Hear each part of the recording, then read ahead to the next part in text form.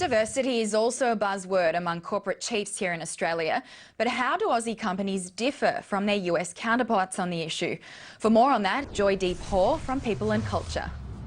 I think that it's very much a work in progress. I think that it's certainly very high on the agenda for a lot of organisations, and certainly the larger publicly listed ones. I think far too much of the focus in the diversity discussion and debate has been on gender diversity, and that's only a very small part of the overall diversity equation. So it's there, it's figuring, but certainly when it comes to diversity from an ethno-racial point of view, from an age point of view, even from an interest and circumstances and background point of view, I think that's still very much a work in progress.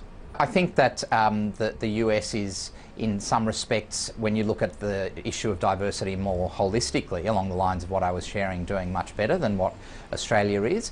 I think a part of that is also the imperative for this to be dealt with more properly in the US context because of the sheer scale of number of organisations and just the propensity of this issue to be litigated otherwise, and various other things that are normal or at least societal in that US context.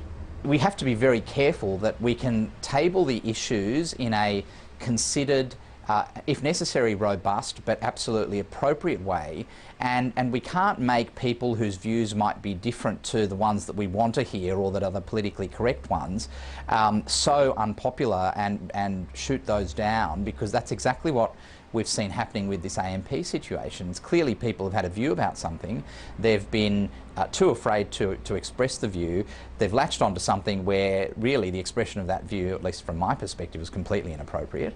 But this, I think, is a symptom of people not having the safe environment to have healthy debate.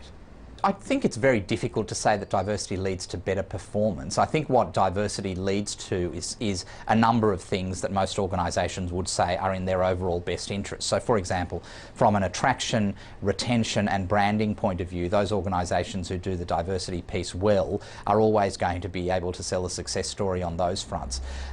It can't be denied, though, that there are always going to be teething problems for an organisation that's embracing cultural change. So if what the organisation is doing is saying, well, look, diversity is the big thing for us, we want to kick particular goals, hit particular targets in a short period of time, unless they're going to do a good job to take people with them on that journey, then they're going to find that at least the short-term impact is probably going to set them backwards.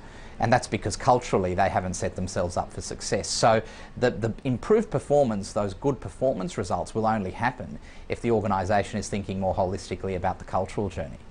If it's not set from the top, then the level of buy-in that you're going to get from mid-level management, and indeed that broader perspective of impact and whether the organisation is seen as credible, is always going to have a retarding effect. Whereas the demonstration effect at the top, having said that, it's got to be a genuine demonstration effect, and there has to be a sincerity that attaches to the lip service.